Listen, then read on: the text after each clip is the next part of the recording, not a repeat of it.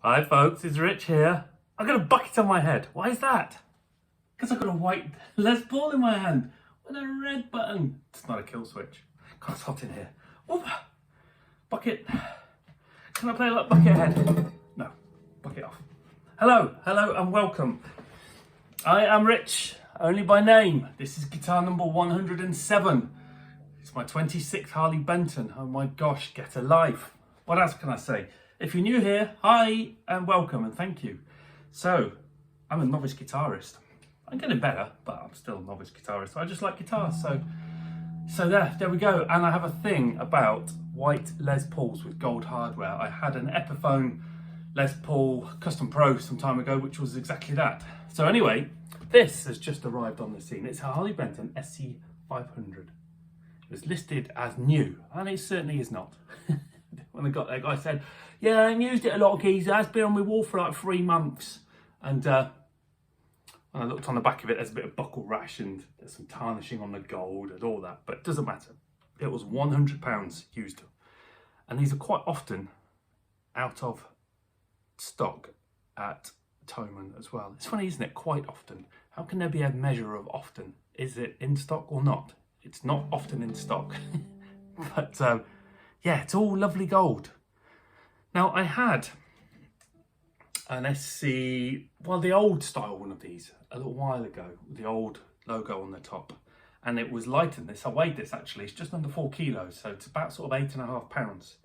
This feels a lot more of a guitar than that did. The tuners look like the same ones as that guitar, but these actually feel a bit better. They're not notchy. Dare I say it, and I've only used them a little bit to tune the guitar up. They feel a bit better than the ones on the Jackson. The Jackson ones actually are a bit, that's the only disappointing thing on that Jackson. The tuners are a bit naff, they're a bit notchy. Anyway, you've got a nice kind of rounded white nut, not sticking out the sides. The strings are all fitting in the slots properly, but it is a bit filthy. The frets are dirty, so it will get a proper clean up and I'll be able to see the nut a bit better then. Now, the fretboard, I haven't checked the spec because, you know, anyone can check the spec on the guitar, can't they? I would say that this is either roseacer or blackwood. I think probably roseacer, which is thermally treated maple. So they get the maple and they do something with it and it turns dark. The fretwork is good. No sharp fret ends at all here. The binding around the body is cream, which is nice. I like that. It's not perfect. There's a few little sort of blimps here and there on it, but crikey, I've had Epiphones costing a zillion times more that have been as bad or worse. And neck joint, well, the way it's supposed to be glued in neck seems okay. Everything seems to be in order, really. The neck, yes, it's a sticky neck. And I just said I got rid of my styler because it's sticky, but Les Pauls are supposed to be sticky, aren't they? You can't get too many Les Pauls without a sticky neck. And they say it's the right colour. It's, I don't know what they call this on the website because I should have checked. It's like a shallow C or maybe a shallow D. So it feels sort of chunky-ish when you get down here, but not chunky. It's 12-inch radius, and yeah, it feels like it's gonna be nice and easy to play. So let's just put the camera down a little bit so I can see it. I have got the amp on just what's going through the amp, so no effects. It's just the gain is on half, the bass, the treble both on half, which is probably not loud enough. Let me loud it up a little bit. Let me loud it up a bit more. Let me loud up these volume knobs. Let me go a bit louder. Come on, Richard, jeepers, man. Right, so the things I'm interested in, and if you've watched one of my reviews before, and thank you if you have, are, is it playable? What does it sound like? It's sort of in tune-ish, needs no strings, but does the goddamn tone button work? So I think tones and volumes are important, especially tone, and especially on a guitar like this, because when you've got an option of using either pickup, you might want to have one a bit louder than the other when you're playing through both, or if the bridge pickup is a lot hotter than the neck, you might want to play with the volume there. But the tone, for people who want to play some more mellow stuff or maybe some bluesy things or, I don't know, jazzy stuff, you want to know that there's that your tone is worthwhile. So this is it on the neck pickup with the tone all the way down. So it's dark and miserable. Let's pull it up to number 3-ish. So that has improved. Number 6-ish. Let's go back down to number 3-ish, so they're about the same. 3-ish. 6-ish. They are about the same, I would suggest. 8-ish, 9-ish. 10. 10. 7.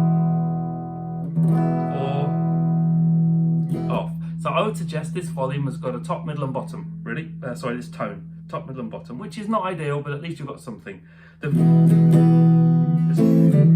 That's not really usable, is it? Well, it might be, but for just some jazz or something. But pulling up to about 4, at least it gives you an option of not having full tone. You can have sort of half tone or right up. Right, that's that. Let me just check the tone then on the bridge pickup. We'll start at the bottom again. A bit more volume for you. All the way off. Now I've only moved it up to number 1. 5.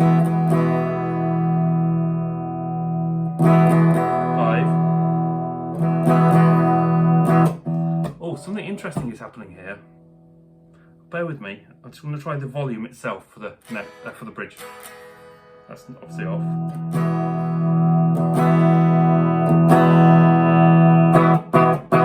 All the way up. Let's take it back down. I'll tell you why this is interesting. Let's go back to the tone. Yes. So I have had a number of guitars where the tone knobs feel like a secondary volume knob. That happened on the vintage. It's happened on 2 Harley Bentons. Weird thing here.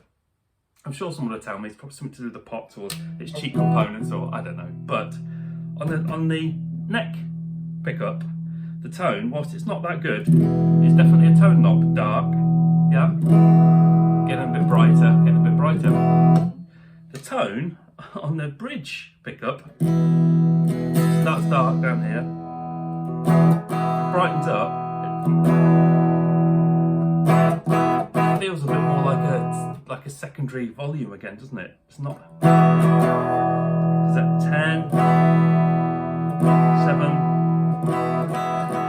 3? I don't really hear the tone particularly going down. I just hear it getting quieter.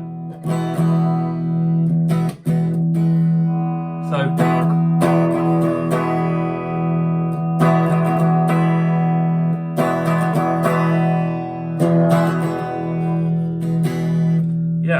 So one of them is a tone knob that's got a top, middle and a bottom, and the other one is a volume knob, which is a bit odd. But to some people that might not matter. They might not give a monkey's bucket. Anyway, so let's pick a little channel out here. What should we pick out? This is the amp, by the way, for those who are ampy people. It's a Fender Mustang LT25. Sorry neighbours, loud. Volume down, volume down.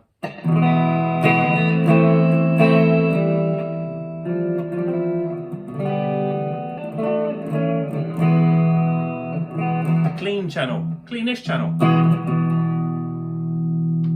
Boing.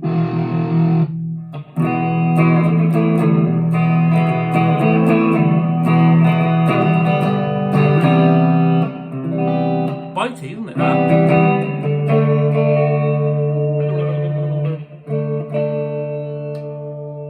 Both volumes on the guitar are on about 3 or 4.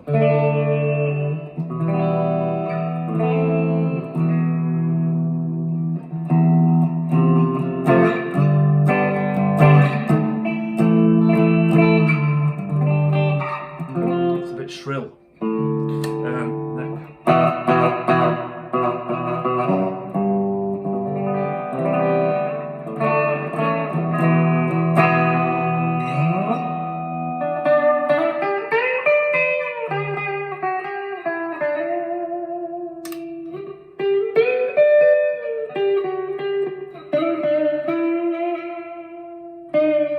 Right, but turn the volume down a little bit so I don't get ostracised by every man and his dog. Woof, woof, woof.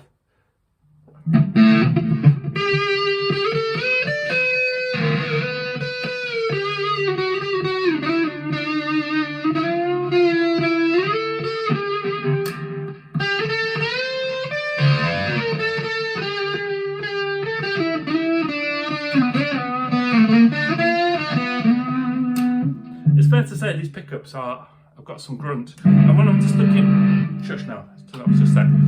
And the pickup heights, the bridge pickup is reasonably close to the strings. Maybe that needs lowering a little bit, but they don't look excessive. It looks like this is still the setup probably from the factory, which is okay. So, see, I think there's £170 new. If this arrived, if I paid 100, it did come with a pick guard, by the way. I've taken it off. If I were to order this for £170 and it arrived and it is what it is as I see it now, would I be happy with it? I believe I would. I believe I would. The small imperfections on the binding are not significant enough. The camera probably can't even pick it up. It's a bit of a wiggly wavy line there. My first impression of the pickups is they do all the right things. Warm and umphy here, middle bit kind of, I don't know, Telecaster-esque a touch, and bridge loud as F and meaty. The neck feels nice to play. It's not as skinny as some of the more modern Les Pauls, but it's certainly not a thick baseball bat. If you've got smaller hands, you wouldn't have a problem getting them around it.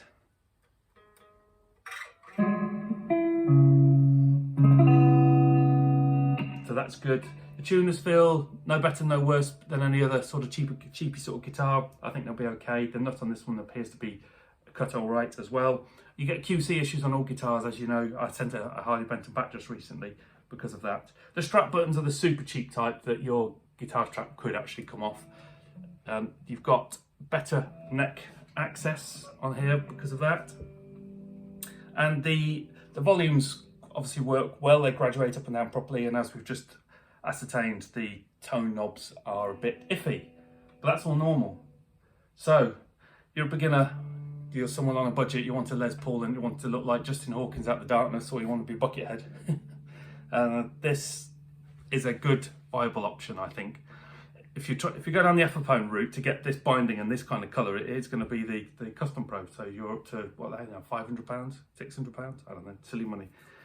If you can just get white Epiphones like the Muse, which is about 400. You've got, what other options do you have? You can go down the vintage route. They do white a Les Paul, but I'm really reluctant to buy another vintage guitar because they have problems with all of them, and they are just that bit too much expensive to have problems with all of them. So yeah, good option for this style of vintage looking, gold hardwared, bound Les Paul-y goodness. And I think once I've polished up the frets, put some new strings on it, giving it a bit more of a clean, I think this is going to be a nice guitar for this genre. So, in Rich's lack of expertise but 107 guitars, I would recommend it.